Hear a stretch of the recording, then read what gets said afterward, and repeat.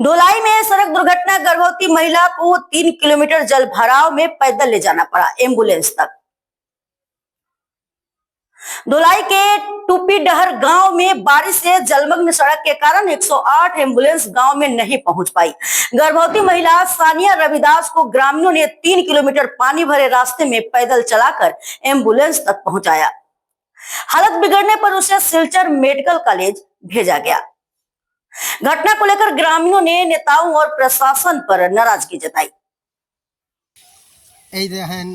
टूपीडहर part 2 भुवनर जीपीर रास्तार कारणे आज के जे एक डेलिवरी केस लइया सोनिया रविदास लइया जावा 5 किलोमीटर रास्ता किन्तु एम्बुलेंस खाली 2 किलोमीटर आईते पारछे 2 नम्बर देवगढ़ पर्यन्त और 3 किलोमीटर आमरा तारे खान्दे ओरिया बइया डेलिवरी केस मेटारे लइया 3 किलोमीटर आमरा आटिया लइया खराब पारो যে জায়গা ফাঁসি গেছে আমরা ব্যাক মারি আই গেছি।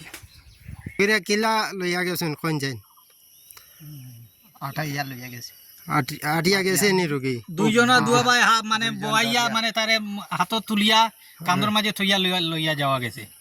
এগুলো তো বইবারও সিস্টেম নাই, ডেলিভারি মেয়েগো কিলা বইতাম তে রাস্তা এগো বানাই না কিতালে কিতা কইতা রাস্তাতে মিডিয়া তো বিজানা আইছিল গেল কুন্দ তো আর খাই খবর নাই, রাস্তা তো আর না।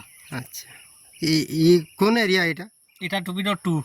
আচ্ছা কোন জিপি? বাগানো ভুবনডর জিপি। আচ্ছা